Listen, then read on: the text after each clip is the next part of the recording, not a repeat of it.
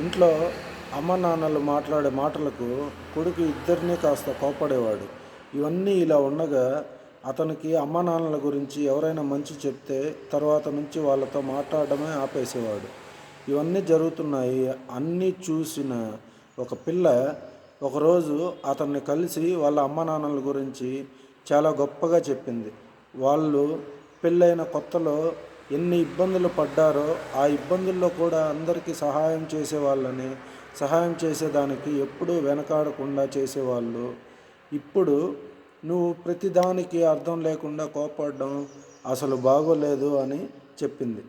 ఇవన్నీ విన్న కొడుకు ప్రతిదాని గురించి ఆలోచించడం మొదలుపెట్టాడు. తర్వాత వాళ్ళ అమ్మ నాన్నల గురించి ఆరా తీయడం కూడా స్టార్ట్ చేశాడు. అమ్మ నాన్నల గురించి అన్ని నిజాలు తెలిసాయి. అప్పటి నుంచి అమ్మ నాన్నలతో మర్యాదగా మాట్లాడడం స్టార్ట్ చేశాడు.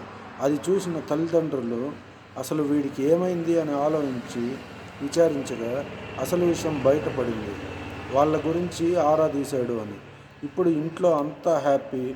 ఎవరి ద్వారా అయితే మన వాడికి అన్నీ తెలిసాయో ఆ అమ్మాయిని ఇచ్చి పెళ్లి చేశారు. ఇప్పుడు ఫ్యామిలీనే కాదు ఊరు అంతా చాలా హ్యాపీగా ఉన్నారు.